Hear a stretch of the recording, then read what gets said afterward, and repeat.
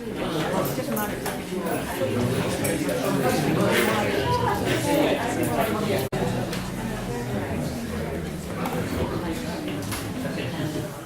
It's nice to see that regulars have discovered our new venue, and there are some new people who are welcome to our new venue here.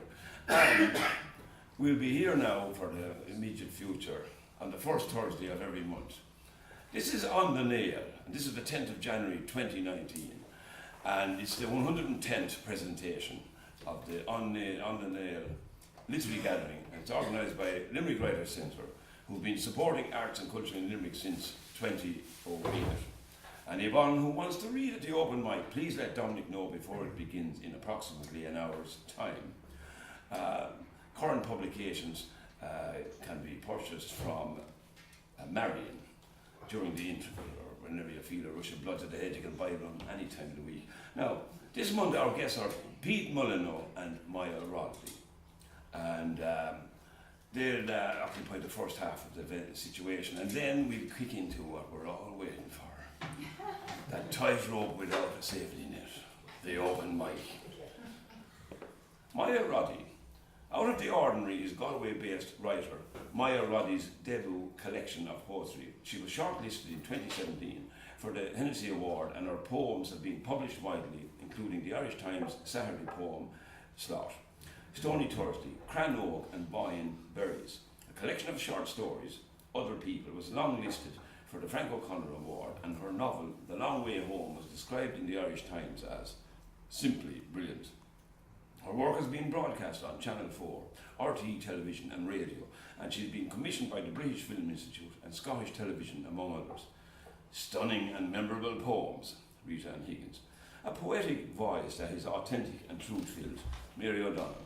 Ladies and gentlemen, Moya Roddy. Thank you very much for a lovely introduction. And I'm delighted, I'm Moya Roddy, and I'm delighted to be here this evening. It's my first time to read in Limerick, so special pleasure in that. I read in Ennis last year, and I'm reading in Clarke later on, so obviously I'm making a little kind of journey southwards. I have to start by asking you all a special favour. I have a condition which is not very well known, and it's called bronchiectasis, which means that it's a lung condition. And when it's active, it's active. And unfortunately, it wasn't active for a while, now it's active again, since yesterday. And so it means I pick up infections. I can't give you one, but I pick it up. So if anyone needs to cough or sneeze during the thing, could they just do it like this? So it means I don't. And if you see me suddenly doing this, it means I'm seeing somebody doing it without doing that. So that's it. Okay. It's not very cruel, but you know, I decided I'd want to be healthy than cruel. Anyway, yes, and sorry, I don't know your name. I'm sorry. Tom. Tom. As Tom just said, this is my first collection of poetry. It's here, Out of the Ordinary, and I'm very proud of it. In fact, I love it, particularly because I also painted the cover, so I'm especially proud of that. It's about lots of different things, and but mainly, I suppose, or one of the main themes is the relationship between mothers and daughters and mothers. But I'm just going to start, first of all, with a poem called Mullineaux, because we just had Mullineaux. And this poem, actually, I don't know if any of you were listening to the poetry programme on Christmas Day, but it was actually on the poetry programme on Christmas Day, and it was also published last year in the Irish Times. And I have to thank actually Ennis for this poem, because I was invited to read for Mullineaux in Ennis, and I thought I have to write a poem. This was 2 years ago. I have to write a poem about Mullineaux in order to read on Mullineaux night. So this was the poem that came out of it. It's actually got a little bit changed over the last couple of years, but this is it. Mullineaux. Wise men came bearing gifts, following a star so bright it lit up the heavens. Big as the star that blazed in our hallway, announcing, Christmas is coming, Christmas is coming. Christmas is coming, the goose is getting fat. I longed for a goose, but we always got a turkey, a 20-pounder from out the country. My father carrying it aloft, hunter-gatherer for a day. The bird hung in the scullery, pale, featherless, until my mother set about cleaning it, spreading newspaper on the table, humming while she worked. Sometimes she'd pause, treat us to Adeste Fideles, or the first Noel. The house falling silent as our ordinary mammy, hands sticky with innards, sang like a star. Women out west reared turkeys, used the cash to buy a few hours' freedom on Mullineaux. Where we lived, it was the Feast of the Epiphany, the day decorations came down. Once the Magi had visited, every wisp of tinsel, coloured bauble, every magic fairy light vanished. Our home returning to drab normality, our parents to mere mortals. My mother never sang on Mullineaux. She stayed mum. The star was the last thing she took down, folded to size, and put away.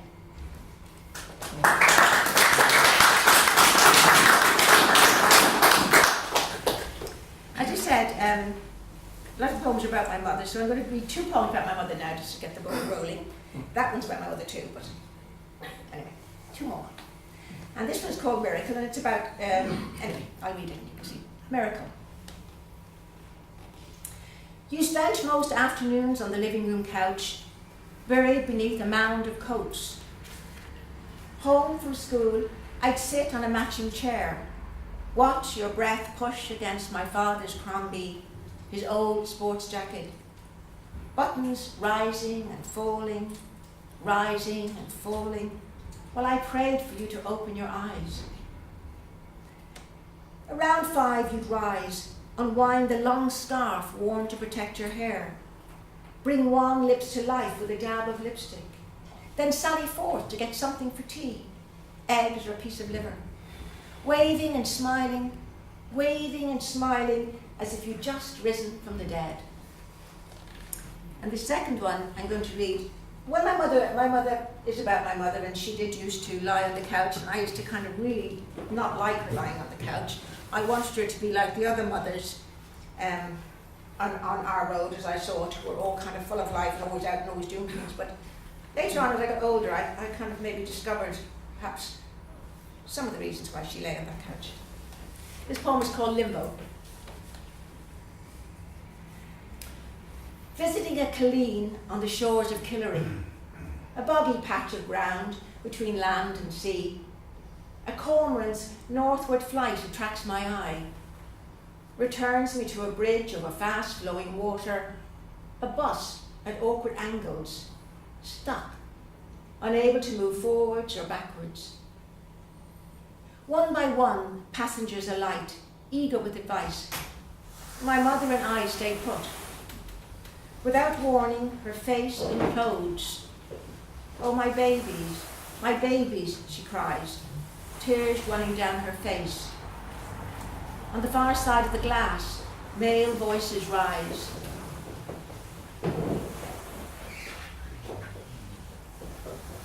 Between sobs, she reveals the secret of her firstborn, dead within an hour, spirited away in the middle of the night, buried God knows where.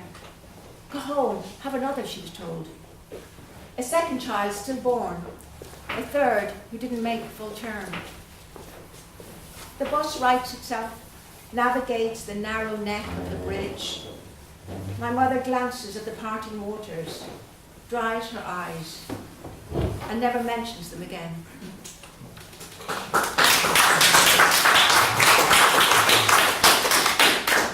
I think mothers are often very hard to understand until you become a mother yourself, and then suddenly realise a few things. So this is a little poem I wrote about my own daughter, and it's called Kindling. I watch you from the window, a ball of energy in your stiff new uniform, feet dancing sparks by the gate. When the school bus arrives, you spring like a hare from the trap. Later, I set the fire, using old cinders, stacking them one by one into a small funeral pyre. crisscrossed with kindling you collected yesterday. Today you are branching out. Now the tricky bit, not to overload. A coal too many, one extra stick could bring the whole thing down. Small flame curls. The urge to tamper is unbearable. Don't, I tell myself. Don't.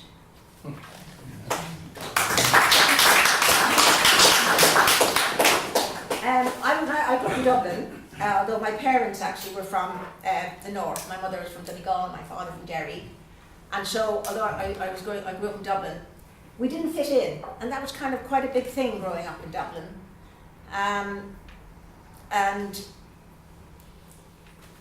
I always think that when you don't fit in, well, it does also think, it actually is, it's a blessing in disguise some ways. I think maybe I would never have written if I fitted in. So this is a little poem about it, called The Girls on My Street. And there was a kind of a, I suppose, a paradoxical relationship, you know, between myself and the girls on my street. I envied the girls on my street, their slapdash mothers, cigarettes dangling, ash falling, while one or other bent to wipe a child's dirty face. A lick and a promise. Nobody bothered with face cloths except us culshies. They didn't mean to be cruel, the girls in my street. It was only a bit of fun. And wasn't I asking for it? With my red hair, a heart open as a country road. That's that little one. And then the thing my parents worried about a lot too, which made life difficult, was, although I was born and bred in Dublin, the whole family were, they did not want us turning out like Dublin kids. They didn't want us speaking like Dublin kids. They had kind of sacrificed their life so we wouldn't be like Dublin kids. So this one is called Bog Trotter. Don't speak like Dublin children, my parents warned. Terrified, something alien might leach in. Missing G's, TH's pronounced D, would undo all the things they skivvied for. Kids at school were not so easily fooled. They'd recognise a culture in their sleep. Go back to where you came from, I was told, and take your mammy with you when you go. To pass, I learned to scorn our country ways, penny-pinching habits, lack of style, feel shame at where we came from and how we spoke, beyond the pale in that booming, bustling town. And of course, one of the reasons we didn't fit in, another reason we didn't fit in, was because as soon as we got our summer holidays, we were all packed off down the country. And whereas all the Dublin kids stayed in Dublin and went swimming and did all sorts of things, fun things, and we were just packed off down the country. And again, as I say, it was a mixed blessing because I got so much from it. And this is a little poem about one of the things. We used to pick blackberries down there, so this is my little picking blackberries poem. Picking blackberries. The rules are known by heart. No green ones, hard ones, stems to be removed. Along the way, we've learned to check for worms. Incensed to find they choose the juiciest ones. The usual warning ringing in our ears, careful of the brambles, don't get stung. My brothers and I stalk out likely dens, bagsing them as though we own the world. All minds are on the prize. The first to fill a tin can scrape the saucepan. Even better, lick the wooden spoon. Amid a haze of flies we reach and snatch. Whoop as the first berry touches base. A sound that's not a sound as cans fill up. Most years I won. Flattened against briars, I'd suffer thorns, ignore, pull threads, scratches on my legs. Bloodied fingers were all the same to me. I was a girl with one eye on the future. It's just funny, when you read that, you kind of think, crikey, would anyone these days be pleased to be able to lick a spoon? And things have changed. Okay. Anyway, we ended up then, I went to live in London, among other places, and then I ended up back here again. But I didn't go back to Dublin. I came to live in the west of Ireland, in the middle of nowhere, according to most of my friends who came and saw where we were. And these are two little poems about that experience. And I had this kind of fantasy when I came that I was going to live in this amazing place that was like, had wonderful views, because you know Connemara what it's like. But instead, well, I'll tell you the poem what happened. The poem was called Chosen. It's not what I had in mind. A land commission cottage hidden by trees, no view to speak of. Nothing remarkable in the surroundings, no landmark to show visitors. Bog and more bog. Cows grazing the long acre, a tractor stalled. Lanes that end up nowhere. In time, it revealed itself, asking little in return. An eye for detail, quieting of the self. And then the other one was something which I began to notice when I came home. There were a lot of houses near where we lived, and they were like the old cottages. And they were all left abandoned, but right beside them were built these wonderful new modern houses, or modern bungalows, I suppose. And but then when I kind of dug beneath the surface and I talked to some of the neighbours, or the old people who lived nearby, you know, they said, God, when we were young, we had little cottages, but we had visitors, we had you know, people kaying, we had card playing, everything. Now nobody visits anymore. So I wrote this little poem. Because I think, like, in some ways, and we're at the cusp of it now in many ways, but it's like, we have so much in this country, and I think sometimes we don't appreciate really what we have, and we need to, you know, before it's all gone. Okay, this is called In Our Element. The old cottage is a shout away, roof sagging, windows blind with plastic. Among the shadows, a coat stand, Galway dresser. Somewhere in the gloom, glint of tongues. Architect designed the new house boasts dormer windows, ensuite bedrooms, each with power showers. A conservatory for growing plants indoors. Double glazing to keep out wind and rain. Protected from the elements we move about, attempt to get our bearings, know our place. But the rooms are unfamiliar. The hearth missing, and central heating doesn't throw out light. Now, at the same time, I'm well aware that you know, living in the country is, for a lot of people, you know, is not you know, not an easy place to be. And so this is a poem I wrote having talked to somebody who didn't find living in the country very convivial, and it's called Desert. He saw it as the arse end of Ireland, a scraggy piece of land with a few scabby cows, acres of nothing to do. To pass the time, he read cowboy stories, roaming the great prairies, camping in the Mojave Desert where the call of a coyote thrilled. And he could tell at a glance which cactus yielded water. Green hills bursting with firs, the eternity of a blue gentian held no sway. When his father died, he sold the farm, went to see for himself. He bought a camper van, a hill of beams, lit fires to ward off circling dogs. But the pale brightness set him yearning, the endless blue sky reminding him of a flower he had no name for. And the second one in that is a little one here, which is called Some of a Life, although I always call it Nelly. It's called Some of a Life. And this comes from when I was young, and I used to, as I say, go down the country every summer, and there was a woman down the road from us called Nellie, and she, to my mind, she ran the farm. She had 6 brothers, and she ran the farm, and then there was another woman in another farm, and her name was Phyllis, and she ran the farm, and she had 4 brothers. And I always thought, because I was young and innocent, that they would get the farm, you know. So I remember asking one of them one day, and they said, "Oh no, the oldest brother will get the farm." So they either had to marry out or stay there for the rest of their lives, looking after the brothers. So of course, as I got older, I discovered there was lots and lots of Nellies everywhere. So this is a little poem to all the Nellies. Some of a Life. Nellie, we called her, rhyming it with belly as we ducked out of sight behind the gable wall. Fag dangling, she'd make a show of chasing us, cow dung decorating her men's cut-off wellies. Walk in a straight line, she'd warn, leading us past the tether pole, and never looked the beast in the eye. She loved sums, adding, subtracting, mental arithmetic. Ask me another, go on. I could do them till the cows come home. Until one day, maybe, dividing the number of brothers into the number of acres, Nellie discovered infinity.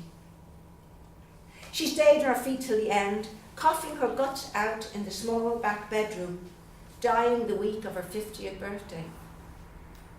At the funeral mass, the priest called her Ellen.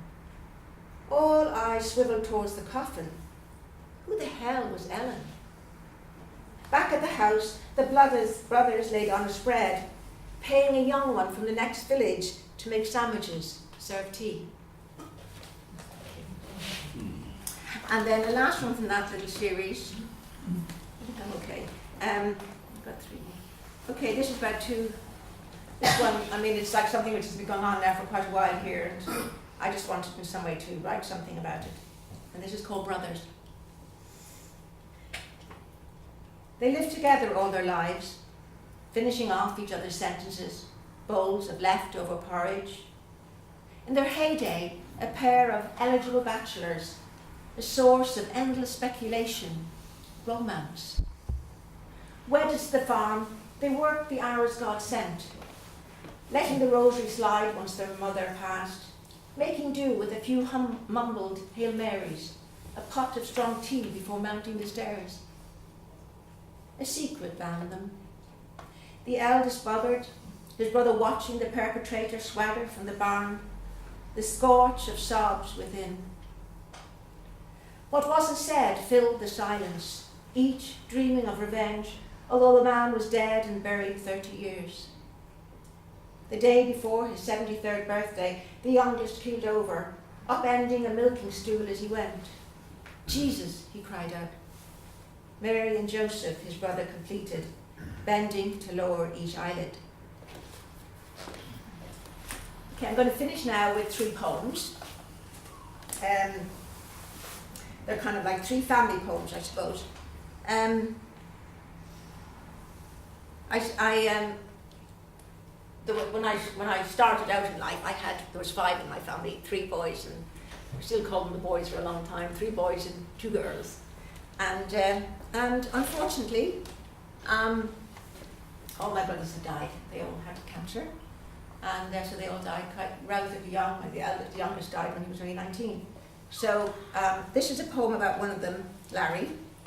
It's called His World, and I think again he learned his love of birds when he was in the country, and this is a poem for him. I have written poems about the other 2 as well, but they'll be in the next collection.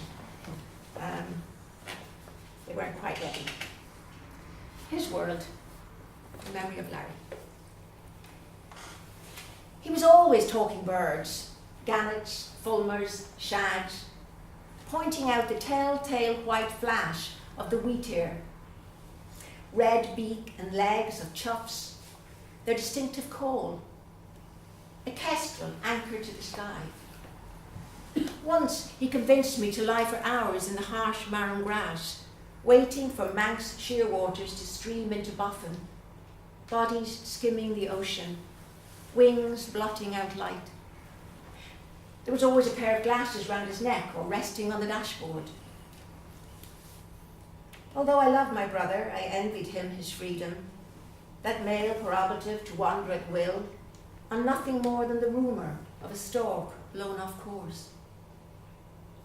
Like Icarus, he flew too close to the sun, died before his time. When the funeral mass was over, I asked for his binoculars. For months they sat on the sideboard. When at last I raised them to my eyes, all I could see was a blur.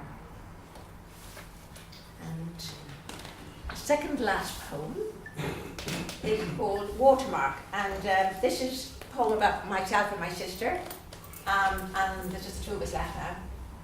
And in some ways, one of the things that's very special between us is the silence that we can have with each other. So this is called water. Walking Troban with my sister, the vast expanse of beach empty, silent, except for a skylark out to distract. I resist an urge to discuss the novel I'm reading, the meal we share later. I'm rewarded by a flock of dunlins gliding in, pecking the shoreline. Find myself humming, between the salt water and the sea stand. As we approach, the birds take off, retreat along the tide. I stop, inspect the marks they've made, tiny arrows leading nowhere. On our way back, I notice the tracks are gone, washed away by the sea, just as our footprints will disappear, all trace of us having been here. I catch my sister's eyes, smile. I will remember this walk because so little happened and we never spoke about it. And the last one, I never wanted my mother since I always think my mother has been a fantastic source of inspiration. That's her final gift to me, so I think I could write about it forever. Anyway, this one is called Curtain Call. Curtain Call. My mother sat in so many hospital waiting rooms, making a home among tattered magazines, piped music, listening for her name. Sometimes I went with her, saw the pleasure she took in these imperial summonses, picked at last. All her life she had passed unnoticed, tending husband, children, washing sheets that grew thinner and thinner as she herself grew wafer thin, wasting away in a hospital bed, waiting to be called. The day the consultant made his final prognosis, she opened her arms to him, sang.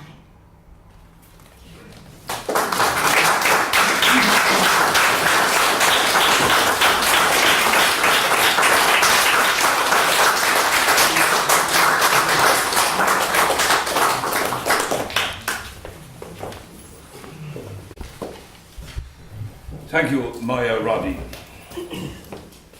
Pete Mullineaux lives in Galway and has published 4 collections: Zen Traffic Lights, Lapwing 2005, A Father's Day, Salmon 2008, Session from Salmon in 2011, and How to Bake a Planet, also from Salmon in 2016.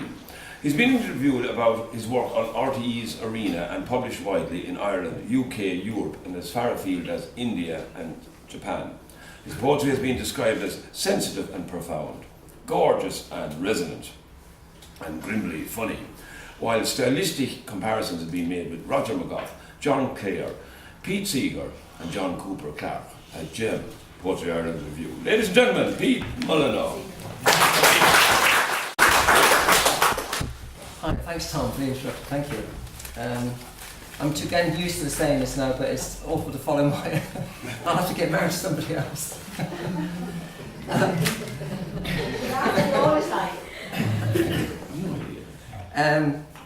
So it's great to be here again. Thanks very much for inviting us down. And I was here about 20 years ago when it used to be on the corner, in the pub on the corner here, in the White House. And I remember it well because I forgot my glasses on that occasion. And I had to borrow Barney's glasses. Bless his soul. And Barney had these huge, really thick lens glasses. And as soon as I put them on, it was like those awful 3D movies, you know, like where you go into the tomb and all these things, all the words were jumping out of me. Yeah, it was kind of really scary. But I never forget it anyway. It was a great memory. Anyway, it's great to be here. And I'll start with one from just the first poem in my new book, anyway. I think I was just thinking about listening to Moya and thinking about how themes and how things tie together. So I guess what links, I think most of these poems is kind of connect or disconnect things around that. So this is called, this is something we all do. It's a kind of a love song. Dancing in the street. This could be the pavement of romance. Random intimacy of bodies about to make contact like bubbles on a screensaver. Save for last second adjustments, incalculable near misses. And had you been a heartbeat earlier, me a hesitation later?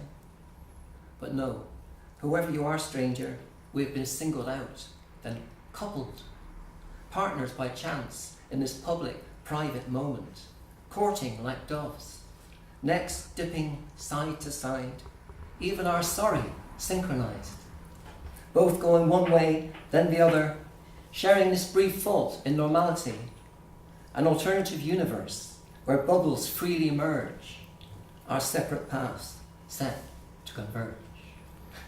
Thanks. And sort of the opposite of that kind of connection. This next poem is about a bus ride. Anyone come on a bus tonight? Okay. Have you ever been on? Oh, good. Okay. You can confess. Everyone goes by helicopter now. You know, it's kind of. We don't tell anyone else.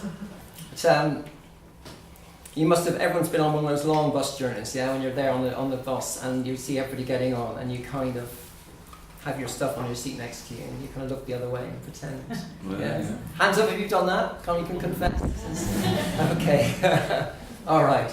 Okay. So this is called Passenger from Hell. So you've got your ticket, a window seat, arrived in time to avoid the queue, already backing down the street. Been to the loo, packed only the bare essentials. You tilt on back, stretch those weary existentials, breathe a sigh, dig in. So far, so good. Sandwiches, book, flask of tea, last night's dreams for company. It's all as it was meant to be. You're not too fazed when a minute to go, a palpable rise in passengers flow as all the last chancers scramble aboard. Some full of talk, some weighed down and able to walk. Some young, some old, someone with a heavy cold. That should be in the hold, you mumble. When it comes to claiming your space, get in with the first grumble. Or try a little big brother, buried behind your hardback cover. Smile politely to the ones you know are passing by. Leave nothing to chance. Discerning ones will tell at a glance from your choice of Virginia Woolf, you need room.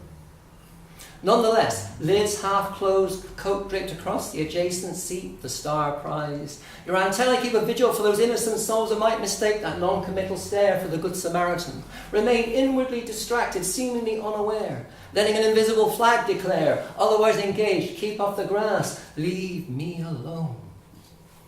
And let's not get into morality here. The truth is, you need it. To others, it's a luxury. To you, it's life and death. Some might want to share their holiday snaps, magazines. It's a free world.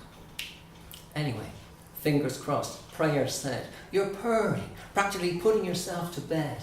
And as the doors begin to close with that oh so exquisite hiss, surely the sound made by the gates of heaven, sealing you safely into bliss, you can now afford a sorry smile for those who must remain, those left stranded in the rain, those who will have to wait.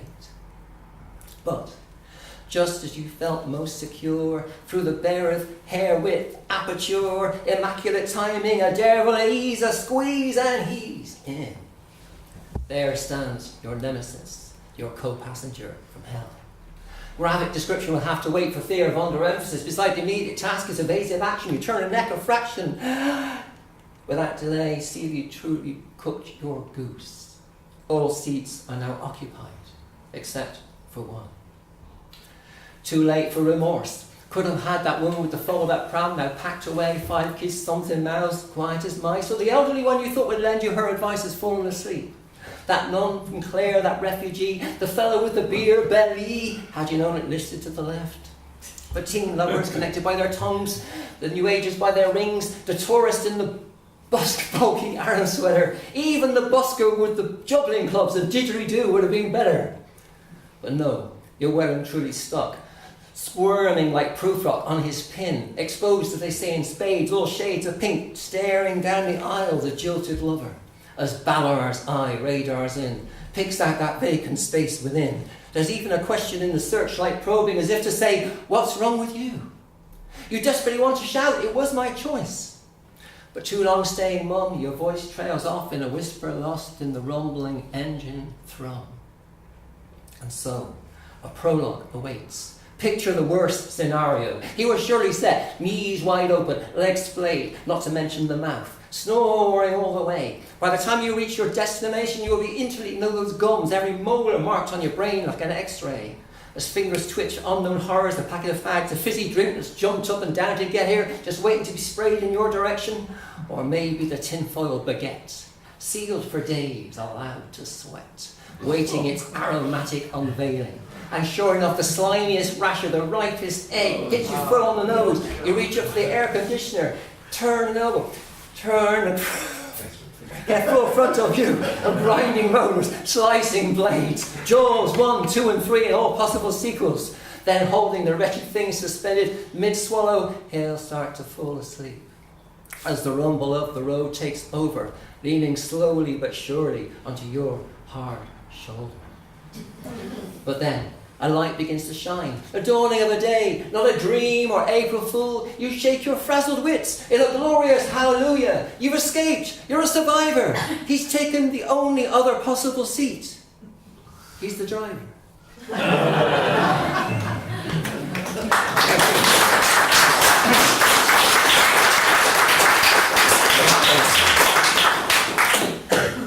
So that's about a sort of chair or a seat. And so this was, well, like a thematic link. This is another chair, or another seat, another occupied chair. This is from my collection of Father's Day, which are poems about fathers and, I don't know, all kinds of things to do with fathers and men and stuff. Anyway, this is about my own father, and my father was of that generation where you know, Dad had his chair, and you weren't allowed to sit in it. You know. The chair. A quiet man, unobtrusive. Once tucked in, he became invisible. And though we might occasionally sink into the worn upholstery, it was only for my father the chair agreed to work its special charms, wrapping him in snug arms, offering safe harbour. My mother, in contrast, was everywhere, perpetual motion like a fish. Your supper's on the table. I think I'll eat it on my lap, he'd reply, heading for his retreat. Sundays, the doldrums, metallic skies of dull chrome. The family dinner over, I'd sneak out, leaving him in his usual place. Her, for once, becalmed, sprawled on the settee like Eartha Kitt, watching the box, doped on tedium. When the cat got in and peed all over Dad's chair, my mother took the excuse to have the thing thrown out. That evening, gathered like porpoises or sharks around a raft, we witnessed a rare moment, akin to a death or the sighting of land, when he seemed for once wholly visible, hesitating, as if expecting the world to right itself, before paddling sideways to the bare rock, where my mother lay like a siren, in her best Carmen curlers, waiting. And then, going to move on to this, my collection session, which are poems all about music and how music overlaps with poetry, with a particular emphasis on Irish traditional music, because I play fiddle. And there's poems here about pipers and harpists and all kinds of musicians. And I sort of got into my head this thought about how music and poetry overlapping. I had an image of Yeats up in Co Park or somewhere, and he'd be there writing a poem, and with all the kind of stuff coming into his head about the poetry tradition, the literary tradition, and at the same time he had the language and the music that's happening around him, live, and kind of wrestling for attention, if you like. So it's called Listening. He is sitting in the room, prepared, having set aside the time, musing with that inner eye on a scene not too far away, yet another shore, as Walter laps with a measured pulse, inviting oral speculation, The way nature will accommodate somnambulant ebb and flow, while on other days the insistent rap of a heart or drum. He breaks it into a rolling 4, then 5. Iambic, surely. Wants it slow, unhurried, as codes of literary modes and form wrestle for attention. The stresses slipping into place, spaced and even. And yet today it feels too flat, too Greek, too pat. It annoys him. He opens the window, lets in real air. Here's the wind in the trees, and further still, Jimmy's fiddle down at the cross. Horsehair on wood. Should he make off, headstrong to the woods, seek out hazel oracle, become ash-wise? Or rather lose the head, be briar-brained, thresh his way through branch and thorn, wade upstream through salmon rivers, hurl himself wild upon the grass? His ear cocks to the fiddle again. What if music should take the lead? A reel? Too fast. He'd miss the way, or else the pricks would likely tear, and like the hare he'd lose the race. And the old bones are not so nimble. A polka, he'd be leaping into ditches. A waltz, perhaps. Too European. Stiff collars and elevated chins. This is an Irish wood. A jig, then. And like the fairies, he'd hop and skip, alternate step, and have the critics scratching their noodles. Or run with the fox, slipping into 9/8, have them pulling out their hair.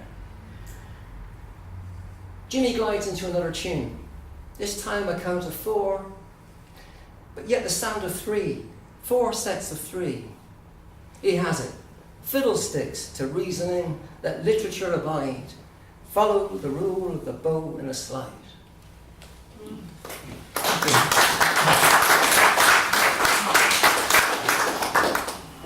So over on the next page,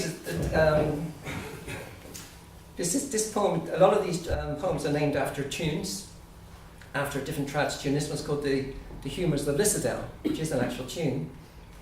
And there are a lot of poems in here which are about players, about human beings and about nature, but there's also a lot of poems about different animals and different creatures, and kind of imagining a voice, their voices, or giving a voice to them, if you like. And I was really struck recently, I'm sure everybody else here was, that when, not that we didn't know that news, that like in the last 30 years we've managed to exterminate 60% of the species on this planet, just in 30 years. And all these creatures, all these amazing, with their, and somehow, anyway, this poem, the starfish get their moments anyway. And it's based on an actual thing I read in the Irish Times. There was a piece in the Irish Times back in 2009 where it said up to 50,000 dead starfish washed ashore at Lissadell in County Sligo. And it was around the same time that whole right of way thing was going on. Do you remember that, the court case? Yeah. So anyway, Humours of Lissadell. Unworldly, strange, exotic debris, these beached pentangles, a new galaxy fallen from the night sky and stretched along the morning tide, star-struck aliens trespassing on our shore.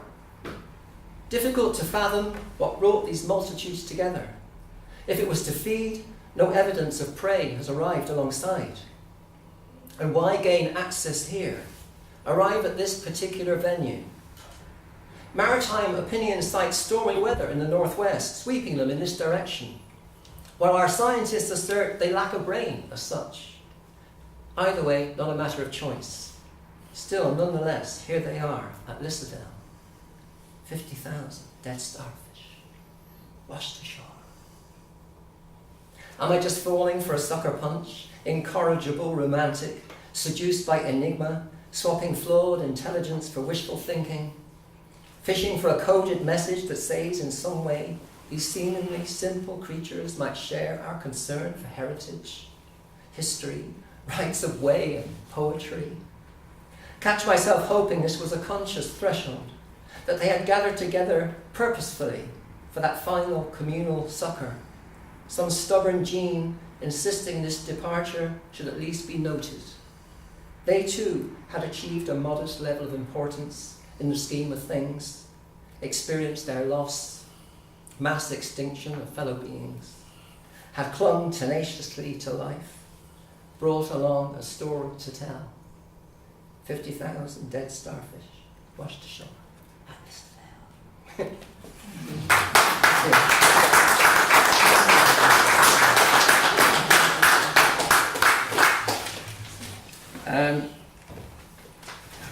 I'll go back to a person, and there's poems here about fiddlers and harpists, and this one's about a piper. I was in the Roisin Dove in Galway, and there was a gig about to start, and this piper was going to play, and I was watching him just getting ready, and it took him ages, and I was just struck by this whole palaver of getting your pipes together. And my mind just jumped to like another character somewhere else in a completely different place. It was like a documentary where you have two different lives superimposed or going on at the same time. And if you like, it contrasts two different kinds of highs or hits. A piper prepares. It's almost like shooting up, a captivating ritual. The belt looped around the forearm, buckle notched, blowpipe joined to leather bag, a shard of cloth folded between elbow and rib, trusted talisman, guardian against the unknown and unnamed, keys, bars with no endings. Drones are attached like pistol silencers, regulators poised. And now the popping strap, the piper's apron, a leather patch spread across the thigh, you'd think for protection from the crazed jabs of the chanter. Its manic hypodermic dance. In fact, placing there will cause a glottal stop, suspension of sound, a near death, allowing trap door drop down the pitch shaft of the octave to low D, belly forge, bass underworld, from where a primal hum vibrates, connects, fixes on the spinal cord, sends a hit exploding into the skull's chamber. The head reels, a gasp for air as the bellows fill, and suddenly there's life in the lungs and wind in the reeds. Escape. We're up and away, tripping over the scales, flying above the walls of Limerick, the never-ending siege of Ennis. Hello and goodbye to Rocky Road, wheels of the world, hills and spills of Donegal, heading towards that high, high dome.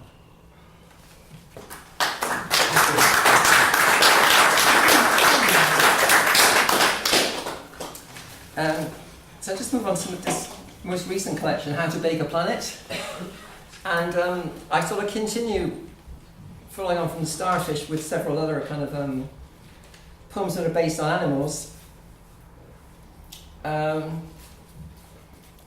in 2014, I think, there was a court case in Argentina, and around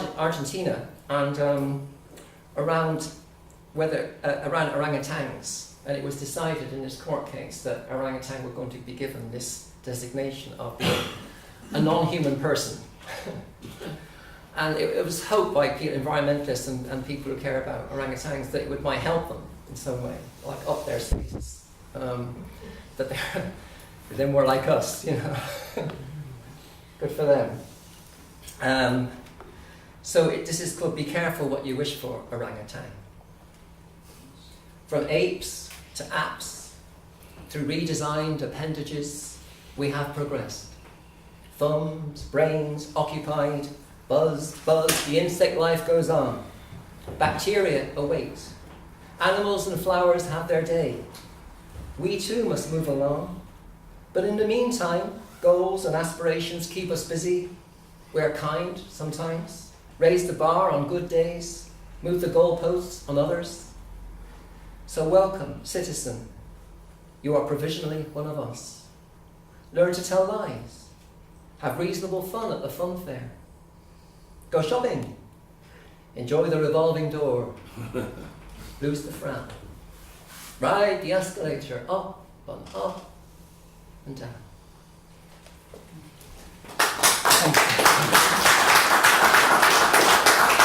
It was interesting when I was reading one of the ways in which they test chimpanzees and orangutans and gorillas to see how intelligent they are, and one of the proofs of intelligence seemingly is whether they can be taught to tell lies. And that means it can be like us. Isn't that great? It's just kind of like a companion poem on the opposite page here, and this is called Chicken Song. Chicken Song. After removing the head, pluck out the feathers, freeze it, but still wise to tie up the feet, just in case. The nearest living relative of Tyrannosaurus Rex is the chicken. How the mighty have fallen. But what an ingenious strategy for survival. Give way on land, decline the ethereal air, swap wing and prayer for advanced intelligence, the foresight to see what else is coming down the tracks. Not for this bird, the precarious status of the eagle and condor. Become instead earthbound and small, yet indispensable.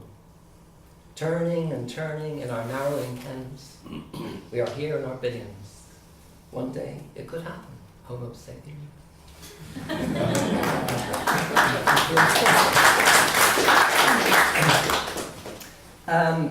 So, I'm going to ask you to join in with me on this. Is that okay? I know it's not really done in poetry readings, but you know, we can pretend we're at a concert or something. Pretend I'm Michael Bublé. Try. This is called the Bubble Wrap Blues. So okay, so there's a point at the end where I'm going to ask you to say bury me in bubble wrap. Okay, can you say that? 1, 2, 3. Oh, you're good. Okay, brilliant. Okay. Bubble Wrap Blues. Stack up the coffin boards, pack away the nails, moor that boat for Avalon, lower down the sails. Place me on a bed of foam before I take a nap. Swaddle me in comfort. Bury me in bubble wrap. Take down the big marquee, pay off the cabaret, cancel the choir boys and girls, come back another day. Hold back the holy waters, the tree bark with no sap. Let a band of homeless sing. Bury me in bubble wrap. No bankers to hold the handles, no regulator prayers, no corporate greed to drive the hearse, no soft landing soothsayers, no message from our leader, no sentimental crap. Give me a dry-eyed crocodile.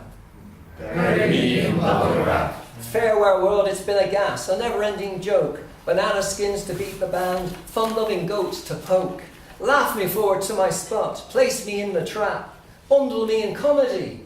Bury me in bubble wrap. Life is just a holiday, a brief relief from nothing. Huff and puff and other stuff we get by on bluffing. But even an off performance deserves a slow hand clap. Minimise the damage. Bury me in bubble wrap. What's done is done, no mileage in regret. It wasn't exactly all my way, too late to get upset. The exit doors are beckoning, time to mind the gap. Don't spare the layers. Bury me in bubble wrap. Thank you very much. And I'll finish with this one. Okay, so this, let's go back to Father's Day for this. My collection Father's Day begins with me trying to buy a Father's Day card in Easton's in Galway. Is there an Easton's in Limerick? Yes. Okay, all right. 2? 3. Yeah, 3. God, it'd be hard to have 3 Easton's because then I'll be really confused. I've never written a poem with 3 Easton's anyway. We only have 1, but we have 2 floors. Does yours have 2 floors? 3, 4, 5. Okay. And a bit. Okay. Ours has 2 floors and an escalator that goes up but not coming down. Exactly. Is that what you have here? Yeah. Okay, interesting. There's psychology in that, you know. The pattern forming. Anyway, it starts off with me trying to buy a Father's Day card unsuccessfully, and I go up from this sort of Dante-esque kind of journey, and then come back in the second half of the book, back to Easton's again for another go at buying this card. So it's called Father's Day Reprise. There it goes down. Okay, so Father's Day Reprise. The next time I'm in Easton's, I hang around downstairs for a while, browsing through Dante's Inferno. So I feel more buoyed and cheerful, up and ready for it. Ascend the escalator relaxed, as in the Paradiso, a smile on my face. I can tell because today I stand still and allow the moving metal to carry me. I get to the top and bump into the back of another man who has stopped dead. He seems afraid to get off and is backpedaling as fast as he can. It's like a moonwalk routine, and I have to do it too. I feel hands on my hips, and now there's a line of us in a conga, all moon dancing. One small step, the man said, but this one is huge. We stretch out into the street. Passers-by think it's a parade, practicing for Paddy's Day. But no, this is for Father's Day. We have all come to pay our tributes and respects. Now the security guard is taking the man at the front in his arms, lifting him to safety, burying him like a lover, a hug to die for. And then it's a rush to buy our cards. One fellow is ancient. He looks like Rip Van Winkle, white beard dragging on the floor. Surely your father can't be still alive, I say. He tells me the card is for himself. He buys several every year, one from each of his children. Are they all dead, I ask. To me, he replies. I say nothing. We are all searching for our fathers, reaching for the right words, an appropriate image. Pictures of golf and football. I'm hoping for a lawnmower and makes to find one, but the message inside puts me off, too religious. After all, it's my own father I'm looking for. I'm almost settling for an empty chair. When I spot something, the message says, well done, you've passed your test. And I realise I've wandered into another section. And suddenly feel dizzy, sensing one more false move, I could be falling through hoops into McNeese's soap suds, or take a wrong turn, and end up like Dante in a nightmare parallel world, where the cards read, hard luck, you failed. Miserable birthday. Christmas condolences. Commiserations on your wedding. I realise that I'm being observed. There is a man eyeing me from behind the stationery. It isn't the security guard, because he's still giving bear hugs to needy fathers stepping off the escalator. I'm thinking the Eastons should give him a pay rise at least. No, this man looks like a Cold War spy, tough and uncompromising. I notice his umbrella has a sharp point. I know why he's here. He has been sent by my father to see if I'm buying him a card. I return my attention to the greetings. Perhaps I will choose a funny one after all. Sorry, Dad, forgot to buy you a card. Ha ha. Dad rhymes with sad, mad, glad, cad, bad, had. Knock, knock, who's there? Dad, Dad who? But now, as if a hooter has sounded, we grab our cards and descend the stairs en masse. There is no down escalator in Easton's Galway. We will take you up, you will have to bring yourself down. A strange subliminal message. And there is the security guard back in his spot by the door, flexing his lips and eyebrows as if nothing has happened, staring straight ahead like men do at urinals. I imagine it's part of the training. And I know that everything is back to normal. The next person getting a bear hug will be some poor soul who in a moment of weakness failed to pay for his copy of New Scientist, DIY Weekly, or Men's Health. Outside the buskers are playing, the rain is falling, and I feel a sudden urge to shake hands with a man coming towards me, a complete stranger. I'm thinking, why not? I will offer my hand before we end up killing each other. Thanks very much.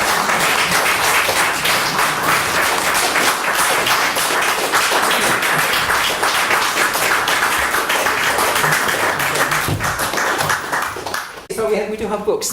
If anyone wants to buy Michael Camoy's book, they're here. They're €10 tonight. I always get the plug in, brother. Oh, sorry, okay. I'm sorry to do your job. It's all dollars and cents, folks. Anyway, the quirky quotidian, that was courtesy of Pete Mullineaux, and we leave our hero wrapped in bubble wrap in the modern maelstrom that is Easton's. We have 10 minutes to recover our wits, such as they are, and 10 minutes of drinking tea, coffee, having a smoke on the street, and buying the books.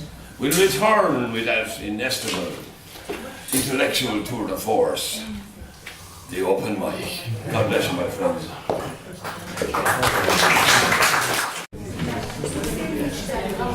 I'd like to apologise for our friends from Galway. Just had to go, and they were very excellent. Hopefully, we'll see them again. Now, back to real life, the open mic, and the redoubtable Belfast native, now living in Ennis, Dr. Arthur Watson.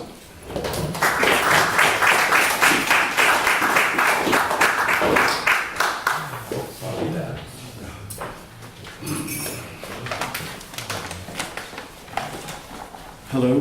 I brought a couple of poems to read, but because I've been very connected with the environment recently, I realised that for a long time I've been trying to help and been against things and having to go to protests. And I've always written about the environment, but recently I've discovered the LNG project, which is going to really damage the Shannon and our region, and it's a national environmental catastrophe about to happen. So I really feel I have to come out from where I lived, really, in a sense.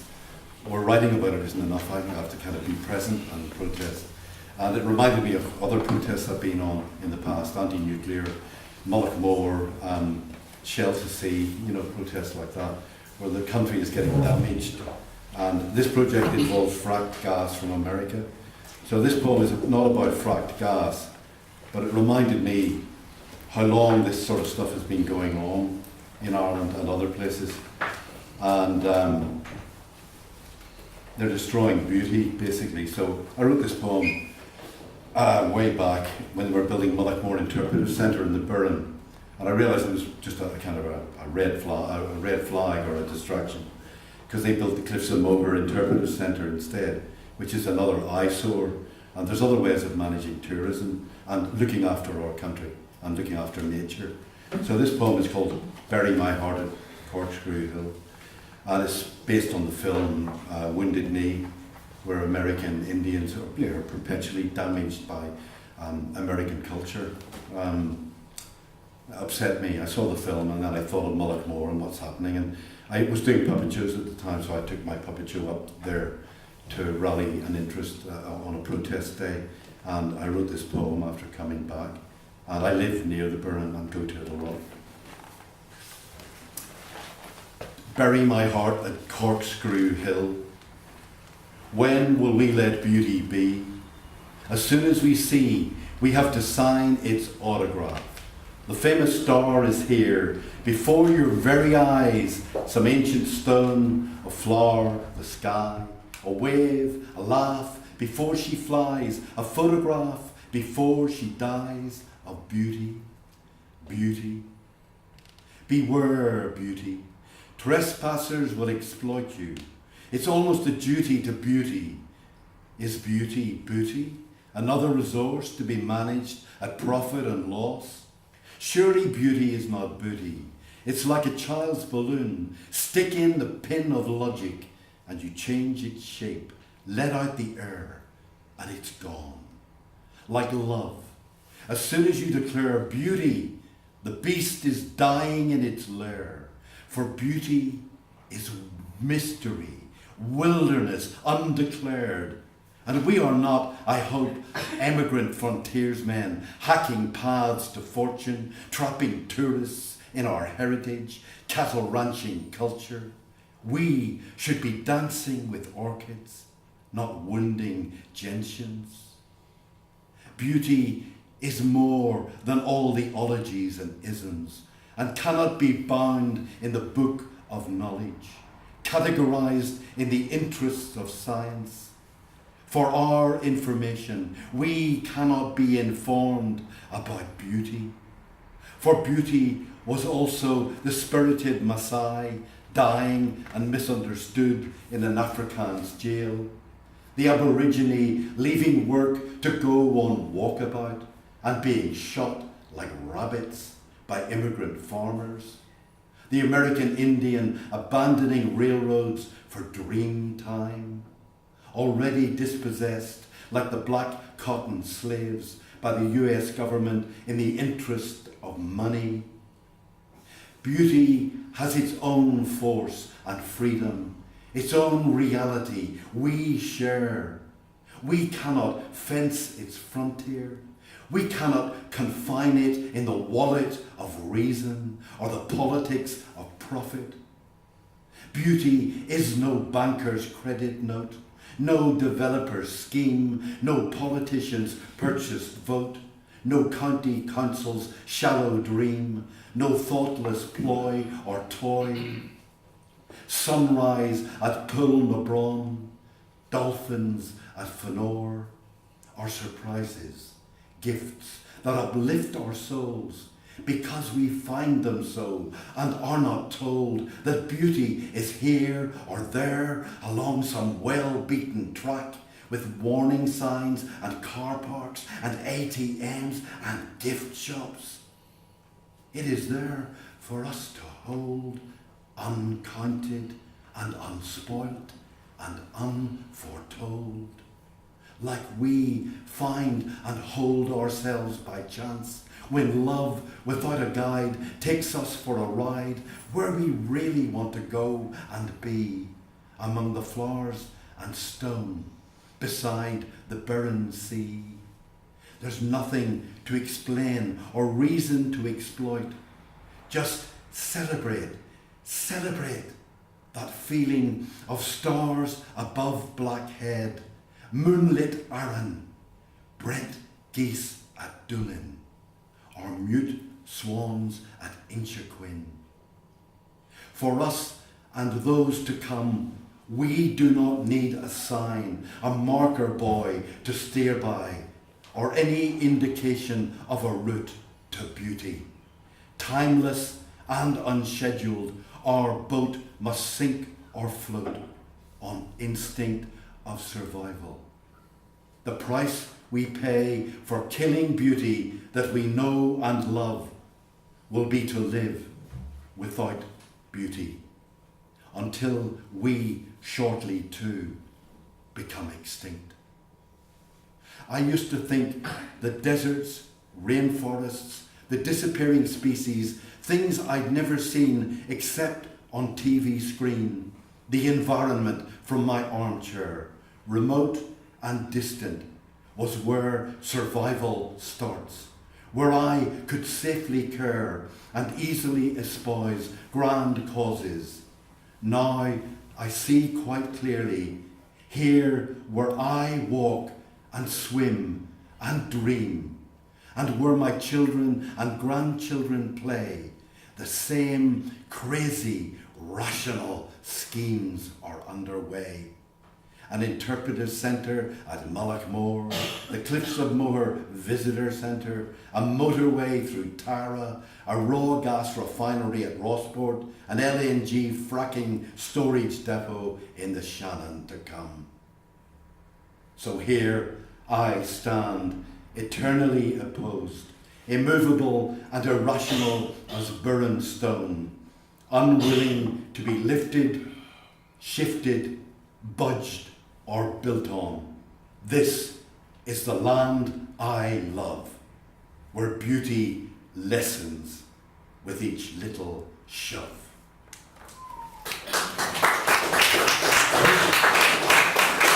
Thank you very much. If you want information about the fracking protest, it's available. Ask me or Mel. Thank you very much.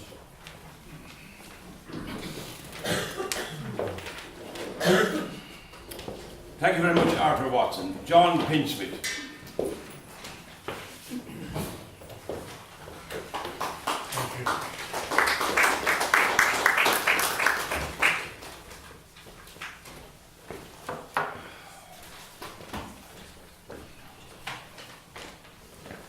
Thanks so much, Tom. Every January the 6th, my wife and I have a ritual viewing of a film. This is a piece that I wrote in early January 2010 after learning that the Irish actor Donal Donnelly had died. It's dedicated to him.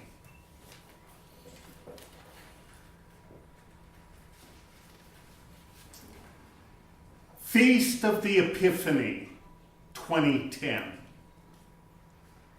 BBC TV Scotland saved our two quiet New Years.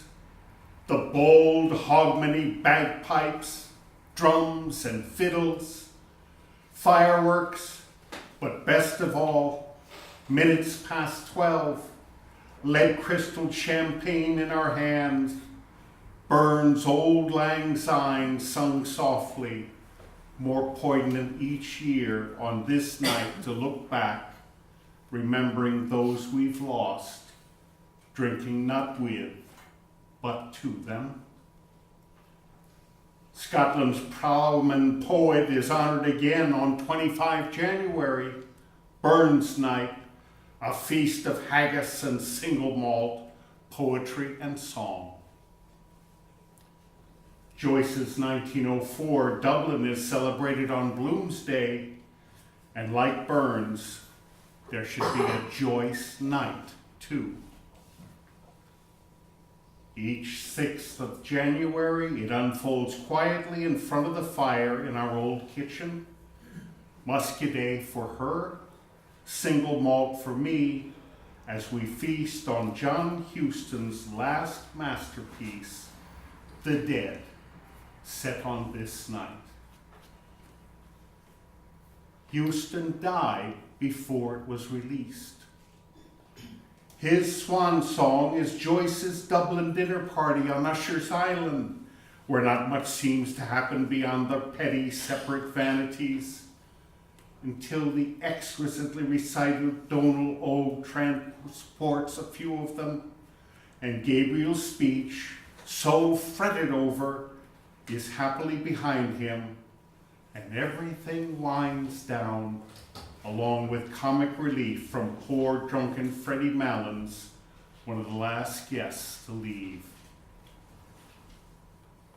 But the sting is in the tale. As she comes down the stairs, Greta by chance hears Mr. Darcy singing The Lass of Aughrim. Huston frames her in stained glass, lost to this world. Back at their hotel, still distracted, she relives a haunting memory from her youth and collapses in tears to sleep, leaving Gabriel to his shattering epiphany. Life imitates art. As we watch this story unfold on this night each year, we are further moved as, following its director, one by one the actors too are becoming shades. Donal McCann, Frank Patterson, Sean McClory, Dan O'Herlihy, and on 4 January, Donal Donnelly, who played Freddie Malins. Gabriel's epiphany is ours. Thank you.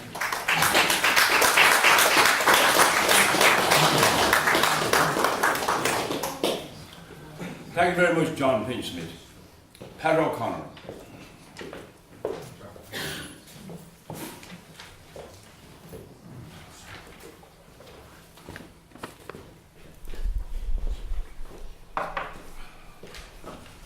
Good evening, folks. Short bit of prose just to change things a small bit. This is just a little idea that came along when I was trying to get through a traffic jam outside the school one day. It's called Envy. A development of 4 individually styled mansions had been built on the high ground above the village. A large plaque at the entrance proclaimed it Newingham Vale, but what you noticed were the elaborate capitals N and V, and that seemed appropriate to the locals who called it Envy Row. The only nearby building was the smart new primary school, which was ideal because each of the families had a 5-year-old child, and the parents had agreed that they would all walk to school, accompanied of course by their minders. However, on the first day of school, the mothers would bring their child themselves because it was important to establish their place in the community. At 8:50 a.m., the Blanchfords, Heinemans, Shaughnessy O'Driscolls and Montbelliards came onto the roadway for the short walk, but little Rupert Heineman was on an electric scooter with pulsing lights on the platform. His mother was on a Segway. Might as well use it, she called airily. My husband uses these for inspecting the factory. Crulla. She and Rupert swished on ahead. The others gawped. Little Diana Blanchford stamped her foot, folded her arms, scrunched up her face. Mummy, you told me we couldn't scooter to school, and now he's done it, and I'm never scootering again, and I'm never going to school. Her mother had developed a rictus stare. She bent stiffly, and through clenched teeth began to entreat her daughter. Gradually, little Diana's countenance brightened. She nodded at what her mother was saying, and her expression became mean and determined. She and her mother began to march after the others toward the school. The following day, little Rupert Hyman's progress on the electric scooter was interrupted by a long black stretch Hummer coming out the Blanchford's driveway. It was so long it had to manoeuvre onto the manicured grass verge on both sides of the road just to get out the gateway. "Hi!" shouted little Diana, grinning and waving from the open sunroof. The darkened side window whirred open. Mrs. Blanchford waved. "We have this for our promotion business, and no sense wasting a thing if it's there to be used. Tulip." The Hummer gurgled luxuriously ahead, and the Blanchfords and the Montbelliards hurried dazedly after it. But Mrs. Shaughnessy O'Driscoll and her son Cecil did not move. They were naturally stumpy, but they seemed now to withdraw even further into themselves. They stared ahead, hunched identically on the footpath, until, with the desolation of a grievously disappointed child, Cecil said, "That Hummer is bigger than Daddy's." His mother's eyes widened. Across her countenance flashed shock, disbelief, dismay, anger, and finally, determination. The Shaughnessy O'Donnells were quarrying people and not used to being outmuscled. "Oh, you think so?" she sneered. "Well, we'll see about that."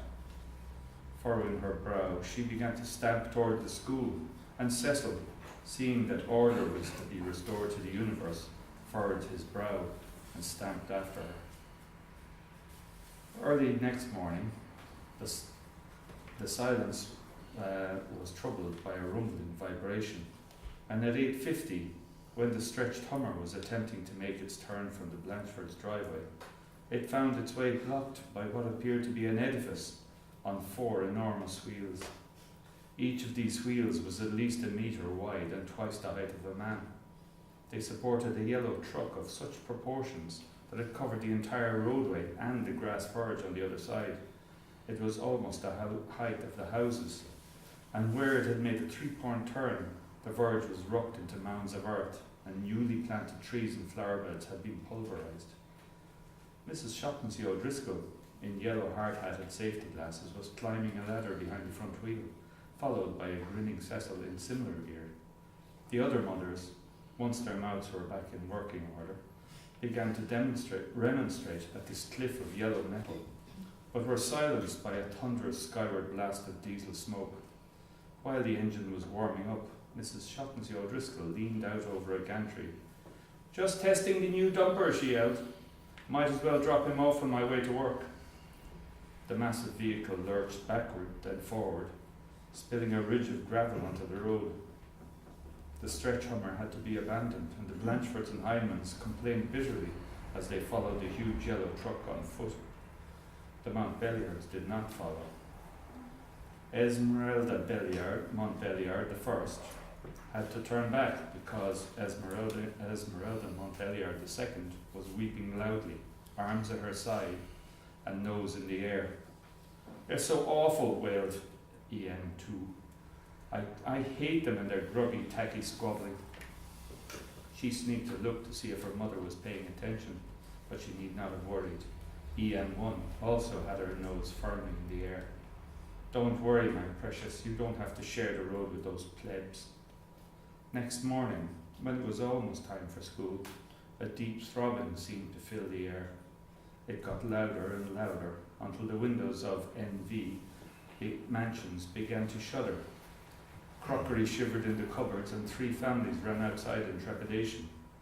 A huge pale blue Sikorsky helicopter was landing in the rear of the Montbelliard mansion, blowing the fish out of the fish pond and knocking over the Hindman's rose trellis.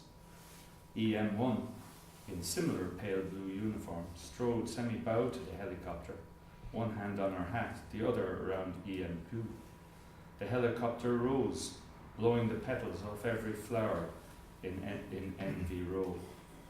Unfortunately, the school was surrounded by trees. "Watch out there," EM1 tannoyed over a loudspeaker, but a red-faced bawling EM2 dangled on a winch chair as the rotors blew the schoolyard into a maelstrom. Flailing branches tore the electricity wires, sparks flew, and everyone ran for their lives. School had to be closed. The following day, the Blanchford, Hyman, Chauncey O'Driscoll and Montbelliard offspring had to take a bus to a temporary school, along with all the other children. Thanks.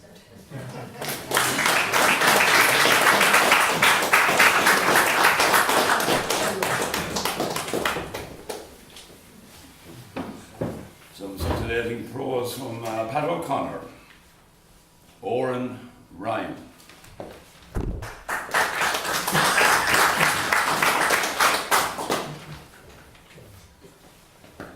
Thank you for your patience. This is a very short piece of prose. It's something I'm working on, and you're all my guinea pigs. The doors are locked. Okay, it's the prologue of something I'm working on. It's called Bad Blood. It's morning in Ireland as I write this. Here in Kerry, the sun is bright and the breeze is light. There's good coffee and weed, and it's getting into July. Through the window, I see my dog frolicking amidst the apple trees. She's a small collie bitch, black and white with flecks of tan, with a long bushy tail and a sweet, gentle nature. Through the sweet haze of marijuana smoke and the spicy, slightly acidic coffee taste, I watch my little dog having such fun. She picks up fallen apples, runs through the trees, tosses apples in the air, catches them in her mouth, and, occasionally, when I imagine that apples are sweet, munches on the odd one. But I'm not okay watching this. I'm ill at ease, and writing these words in my spiral-bound notebook is a kind of impromptu therapy. Deep down, the weed and this happy vista I'm describing right now does not ease my anxiety. You see, I'm thinking about Stanley Murphy. It's 6 in the morning, and I'm obsessing about Stan the man. I dream about him, I hate him, I love him, and I fear him. I can't let go of what happened. You see, 4 years ago, Stanley Murphy disappeared. Police interviewed me 3 times about it. 3 times. I, of course, knew nothing. The papers and the news wires were full of it. Eminent professor disappears. Podcasts and bloggers speculated on it. What actually happened? Books are being written about it right now. His former students mourned him. RTE did a lengthy documentary on him. His family were devastated. Stanley was, by all accounts, a very nice man. Stanley was a well-known man. Stanley was a force of nature. Stanley was an enigma. Stanley had the brain the size of Croke Park. Stanley was the father I never had. Stanley filled a room or a hall with his actor's personality when he walked in to speak. Stanley Murphy was handsome, confident, warm-hearted, fair-minded, charming, generous, and engaging and erudite conversationalist. Stanley was brilliantly convincing, however improbable and deplorable his arguments could get. Stan was a winner. He rose like a phoenix through the history department of UCD, became a professor, wrote 10 books and 300 articles, successfully invested a fortune, raised a family, and retired early to take up a series of lucrative consultancy positions. He guided doctorate students, trained as a counsellor, worked in charities, and occasionally penned an article or short story that made its way into the papers. I confess I still remember him fondly, which is a dark place to go when you hear what went down. Stanley was the father of my then wife Hannah Murphy, which is how I met him in the first place. I was a writer, and his spouse, my mother-in-law, Nora Murphy, was also a writer, a rather good one. The difference between Nora and I was that Nora was successful and accomplished, and I was not. Thus, she and her spouse had the unique opportunity to gaze with liberal compassion on the heights of my failure to rise above literary obscurity. Then, 6 years into my first disastrous marriage, Hannah, in consultation with her care team and therapists, decided to confront her father concerning certain matters pertaining to her childhood. Stanley was horrified, terrified, traumatized, taken aback, and shocked. Of course they could meet. anything for Hannah. Anything at all. Somewhere neutral, perhaps, he suggested, like the Phoenix Park in Dublin. So the meeting was arranged, and that's how it all began, and how it all got so dark so very quickly.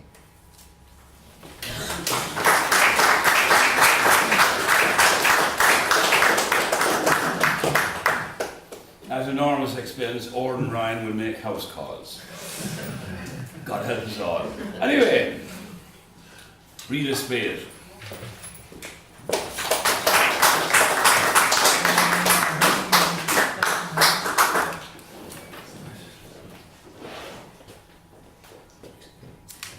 We had a number of poems this evening about parents, and so I'm going to read one about my mother. The title of the poem is Bacon. I still see her fold in half, one leg ballerina raised for balance as she bows into the wooden barrel for next day's flitch of bacon. My brother wears his cowboy suit, black hat, leatherette waistcoat with fringes across the chest, his gun holster buckle, the Lone Star. Meat steeps in a bowl of water overnight. Salt liquefies. Spume rises and floats while she sleeps in a house of thunder. Moths furred bodies pattering the hoar-red glow of the Sacred Heart lamp on the kitchen window. The Virginian's gun under his pillow. She slices bacon with her loneliness, the air marbled various auras of sad. Dawn, midnight, August. The long years of her love like starlight's colossal dime. John Wayne at the kitchen door. I'm the sheriff around here. Hands in the air, and nobody gets hurt.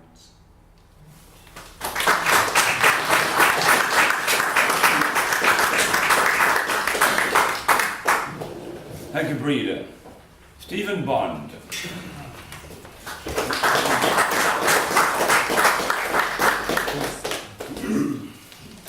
So I'm going to keep the mother theme going. Yesterday was 5 years since my mother died. So I wanted to read her two poems. One is very short. The second I've never read before. I didn't think I'd manage it, but I'm getting there, so we'll give it a go. And I have a small bit of prose by way of introduction, so a couple of minutes longer than usual, but you might indulge me for the anniversary that's in it. All of Ireland is a gemstone, and differing patches trap light brighter from this or that perspective.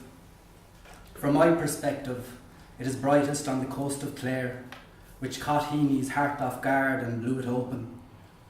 The impossible burden nourishes the soul like a childhood home, yet a lifetime spent treading its crevice stone leaves you languishing in an alien moonscape. Here, hot sun thrown upon bare limestone warms the outer edges of the old known world, and flowers rightfully belonging to its Mediterranean midpoint abound. Childhood summers finding insect-like orchids left an indelible mark, and no imprint truer than the star-petaled blue gentian that falls from the Alps each May to marry Ireland's western sky and sea. Blue gentian draws quick breath, then flowers itself to death, swallowing loved ones down its white throat. A friend sees her father, and I my mother, where a greater poet saw the smoking blueness of Pluto's gloom. We frittered childhood days in the unbridled freedom of Fenor, enticing speckled rainbow trout with yellow flowers on fishing poles. The second verse of this short poem adorns my mother's headstone. Fenor. Aeolian hue of dunes and hues of rock, what artist dares this breaking of the rules? Rare butterflies catch fire on the hillocks, children seek out life amidst the rock pools. Slowly sun sinks, slowly glows the mountain. An avon carpet pearls beneath a tree. Early purple orchid blue spring gentian, the golden slope, the great grey stone, the sea. Most of us were built upon the sacrifice of the best mother in the world, and I am no different. Mine escaped the broken cottage to the council estate, where she made a nest of our paintings and songs. The last thing I remember her saying out of the bed is, "The Northern Lights are due on Thursday." She'd gone searching for them to no avail, but they followed her home. She died that Thursday, January 9th, 2014. The strongest winds in a century were recorded off the Irish coast during the storm-wrecked week that preceded her passing. There was comfort in the wild sky and solace to see inner turmoil break ranks into the cosmos. I welcomed her God for the day she was buried. Light spilled from the sky and lit up friends and loved ones all afternoon. I began and abandoned this poem the week following my mother's funeral. It was finished some years later. One week in January. Sea swell sunk small villages all along the limestone coast of Clare. Awoke the harking northern lights to bear witness one rare Thursday, when north light shone south, stole a mart on my mother. Quicksilver hung above cancer and bloat and thieved her to tundra. Light born of 1,000,000-mile-per-hour winds, flung from sun on Tuesday as she bent like a buried horseshoe into a sink full of the last half-peeled potatoes and told us they were due. Only Monday she danced a jig with an oxygen tank in the local to celebrate Mullineaux, while Ireland around her collapsed in smithereens, not seen since the big wind of 1839. On Friday I tumbled to the dry cleaners with the blue dress she wore to my wedding without the lost blue jewellery. On Saturday I cried with girls I knew since crying was a grazed knee or an upturned ice cream cone. On Sunday I grew younger still, believed again in fairies when she lowered like buried treasure after light through stained glass cracked a chink in a cynic, wide enough to cram a moving statue, a breathing photograph, and other illusions one might expect from not having slept for a week.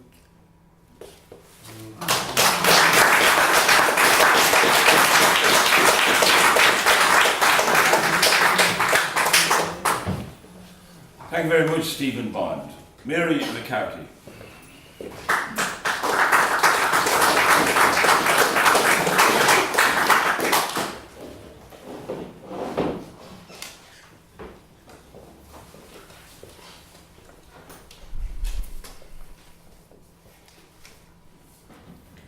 Once upon a time, I came from a land that's as far away from here as is possible you might find a culture.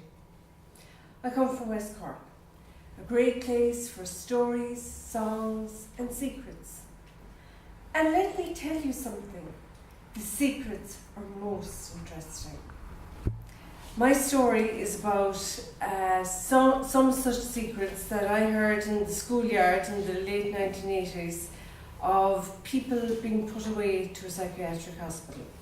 The story is funny, but it's also sad, and there is suffering. So I'll be reading an extract from my story called Cracked.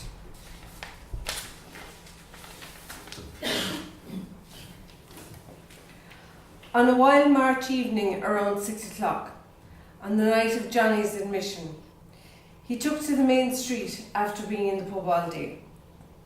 He knocked back plenty whiskey bought by Mikey daily. He had too much to drink. He'd spent the day drinking. Johnny was never a man to refuse a drink, but never a man to buy around either. That night, he walked up and down Main Street, balls naked, with a picture of the Sacred Heart from the kitchen. He carried the holy picture above his head and recited the rosary with fierceful vengeance. He called out, "Holy Mary, Mother of God, pray for us sinners, now and at the hour of our death, amen." This was bigger than sin. this was bigger than scandal. Poor Johnny was possessed again. He was not a holy man. However, when he had too much to drink, he developed a religiosity better than any priest. He would go to church every day for morning mass. No one took the slightest bit of notice of him, because that is who he was. He wouldn't be seen again at mass until Christmas after that phase passed. If Bono had come to town, a crowd wouldn't have gathered so quickly. The men and women stood at the doorways gawking at Johnny's antics. He was like the emperor without clothes. This is a scandal, if ever I've seen one, Liam Regan said to Mikey Daly. Johnny has definitely blown his head gasket tonight. I wonder how his brother Damien will take this, he the respectable bank manager.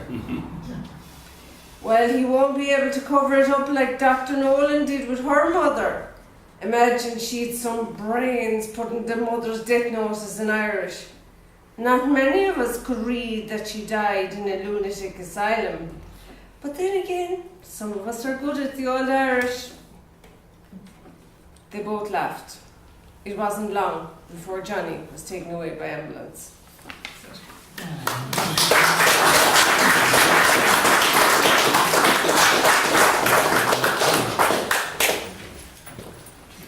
Mary McCarthy.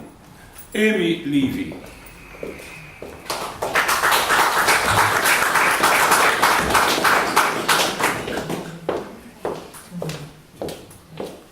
Hi, this is a poem about a television. It's called Seductive TV. Seductive TV, run away and marry me. Take my life and energy. You definitely make me happy. And I won't want for more. A microwave meal and remote control, and a tube up my arse leading out the door to the toilet bowl. Cancel all ambition, and to hell with my nutrition. A very easy decision, this passive condition. I hope I don't croak in the middle of a soap, not before the credits roll, and then I'll collect my dole. This poem is about all of the suicides in Limerick. Good night to another young one from back home. Lower him gently down in the muddy ground, a passing plane the only sound. The news came over the sea to me, which made me weep privately. It could have been me so easily if I didn't leave. It could have been any of us who packed up and said enough. Not that one is exempt from the same conclusion, don't be under any illusion, because going foreign won't change the code that's ingrained in you and I and our generation. Abroad is just as flawed as the little village you grew up in, no matter how far you run in the opposite direction. Another life offered willingly, albeit miserably, to all that naviness, at the darkest, loneliest point of the night, when the last of the late sleepers turns off his light, from weariness, from lack of sleep, overthinking too deep, either by river sunk or bottle drunk, water rushes over, whiskey washes down. Two mothers on death patrol, on the riverbank they stroll, side by side with watchful eyes, to spot a man hell-bent on killing himself in the prime of his youth and perfect health, cued by a willful mind to take his own life, not to stay alive, as there was not one thing left to keep, not even the scraps on the rubbish heap, which he was held up in knee-deep, young life to the young so cheap. How could he make good of the little left, breadcrumbs in a rotten chicken breast, a carcass on an armrest, ghost estates and homelessness, like the scene of a burglary, the whole damn country. Your own home, but not as it used to be. Sold himself down the river to be free.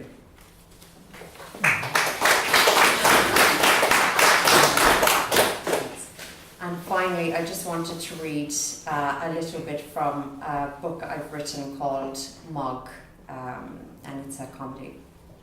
kind of. I don't really know what it is yet and don't really know how quite to describe it. If anyone's written a book, they'll know what I'm talking about, and until the first person reads it and explains to you what it's about, then you'll know what I mean. Chapter 1. Nostalgia, like copious amounts of alcohol, will impede your judgment. It will make an ex-boyfriend, an enemy, or a haunted house seem fuzzily inviting and have you booking a taxi back. But no, steer clear. There's a reason you fled in the first place. Unless fate forces you flat back onto your arse in old territory to experience anew. This Saturday, she felt 106 years of age. She was spending money in central London. This is what she did when she was all out of other ideas. It would only add to the mountain of unnecessary things she already owned and couldn't fit into one getaway bag if she needed to get away at a moment's notice. If she wanted to suddenly pack it all in, it would take approximately 2 van loads to transport her life. And she didn't know 2 men with 1 van each. It would be wonderful to rock up in new countries with only a bum bag for luggage. Simply buy new clothing, knickers, perfume, moisturiser, and a pair of comfortable leggings in arrivals. Should don't the travelling community dispose of their knickers every week and buy afresh the following week? At least an Irish traveller told me this before. They have the right idea. Who can be arsed with washing and hanging out to dry and lugging the washed out, tattered rags around from place to place? She had an addiction to buying clothes from charity shops and from the reduced rail and pennies. When she bought clothes, she envisioned the most specific and unlikely of occasions to wear them for.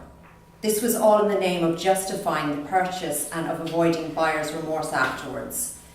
She bought a navy velvet shawl with a fringe for a Fleetwood Mac gig when they would ask her up to sing Landslide. There was the red spandex halter-neck gown for the hot trip to Mexico when she would be asked onto the stage at a suspect dangerous bar for blow-ins to sing jazz for the locals.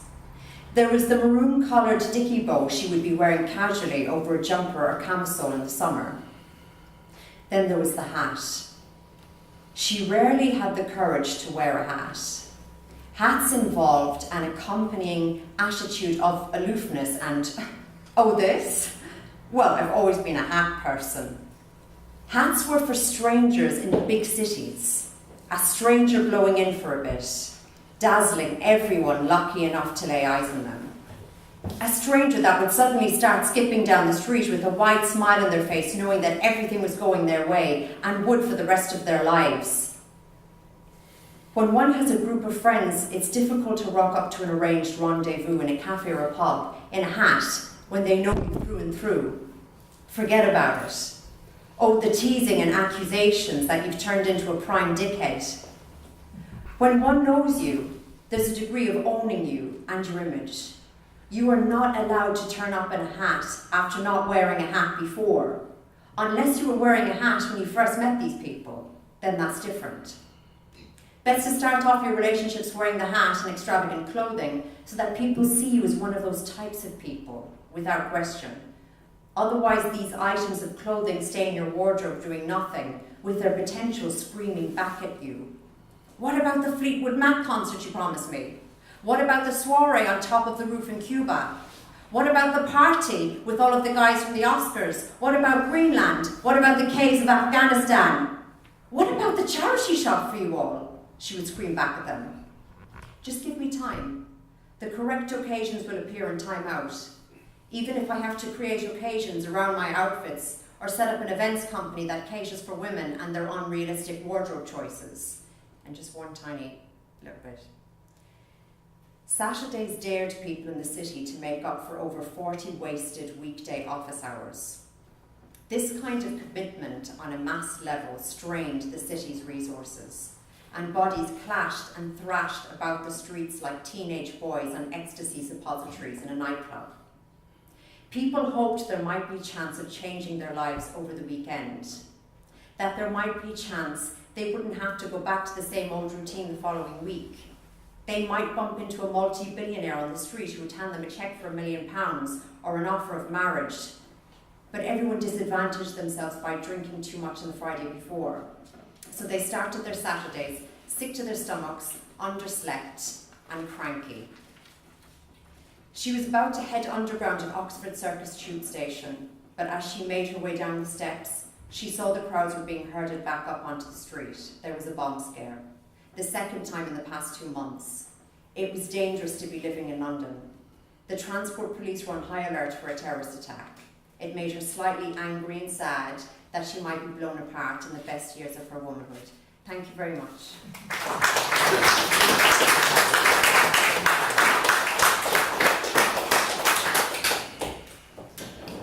I don't know about you listeners, but I'm already agog at Mog. Live on there, Amy. I was Amy Levy, and now, Mel White.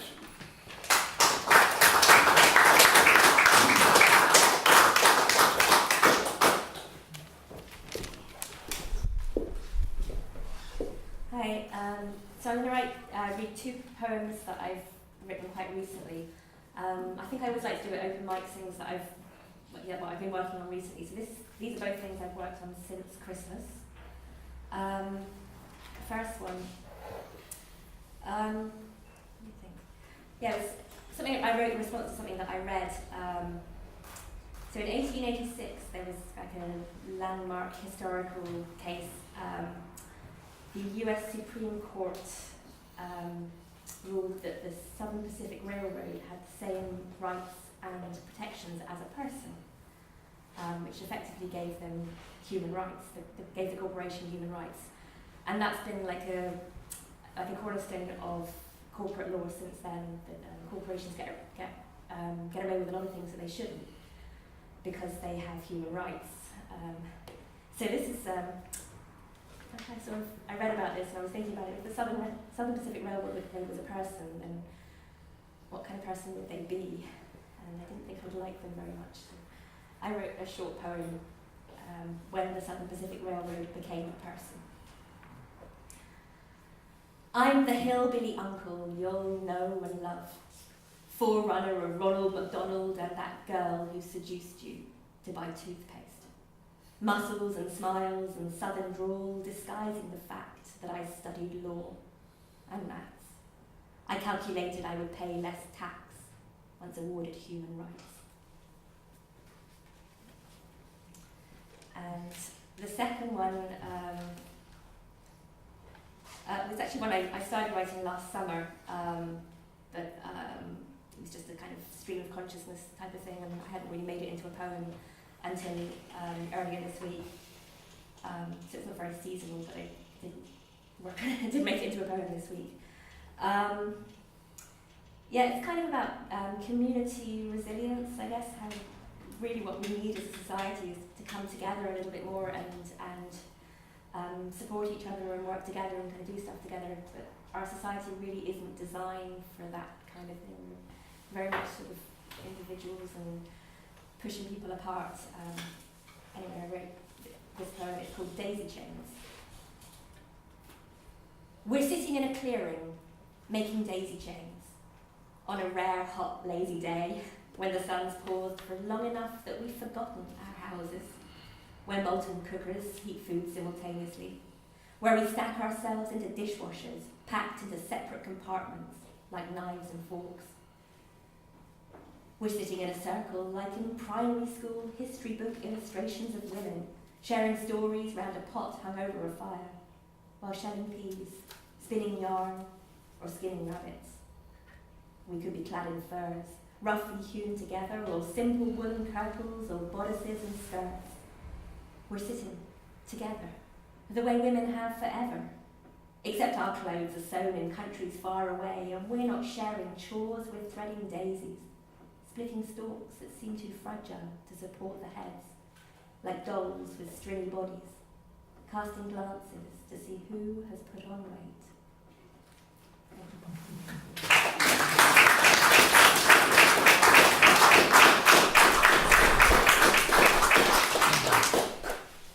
Thank you, Mel White.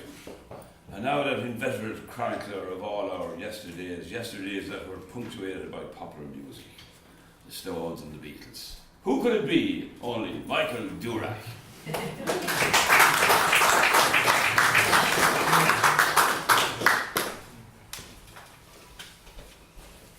Thank you, Tom. Thanks for the money. I have a number of friends in Ballina and Killaloo whose fathers came to the locality in the first place as bargemen on the inland navigation.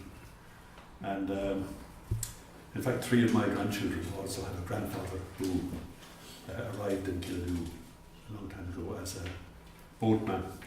And I did a bit of research recently on the whole barge tradition and came up with this poem which looks at the navigation and so on from a number of perspectives. So it's called Barges. The poet from his seat near Bagot Street Bridge observed a barge bringing mythology.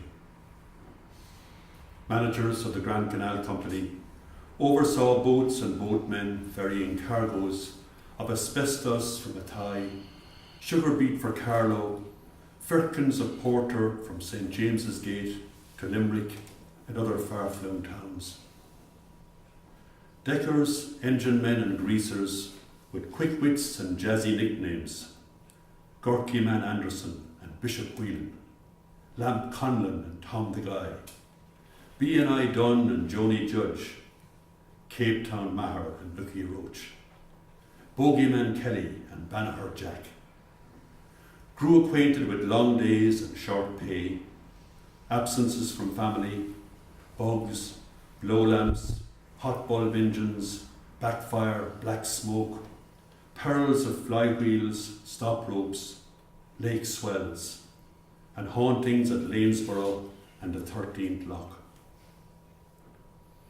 Children on Killaloo's trendy boardwalk turn towards the pierhead and Loch Derg, and look, barges are chugging downstream from Kildare and Inchicore, crewed by forefathers bearing their names: Conroy, Kennedy, Nolan, O'Donoghue, Lawler, Bowers. And the second short poem about another tradition, the tradition of party pieces at social gatherings. So it explains itself. Party pieces. A noble call. My father sang Boule of Oak, his baritone in tune, but out of time. They all had party pieces back then. Jack Coffey's dear old Newport town, Martin Harvey's All Around My Hat. Mick Tully's rousing panegyric to Pat Houlihan, a soldier and a man. Eugene intoned The Black Hills of Dakota, and Eric played Whistling Rufus on the box. The Coopers, Happy Are We All Together, lifted their spirits for the journey home. Surfing the folk wave of the 60s, my father exchanged his rebel Boule of Oak for Tom Paxton's wistful Last Thing on My Mind. Rendered in tune, the rhythm all awry. A lesson too late for the learning, to keep a steady beat, to sing in time. Thank you.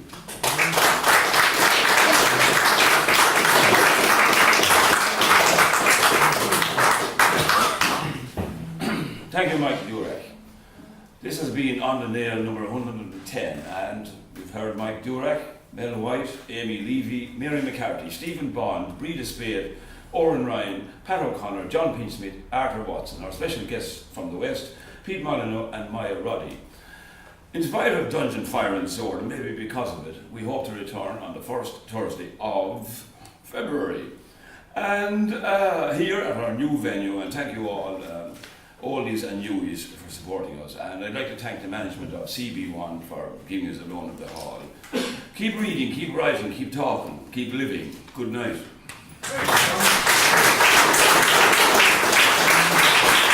Yeah, the sound kind of funding, yeah, I know. This is just before the Titanic left the day. Get out of the way. I got a good one there. We're being streamed in Barcelona.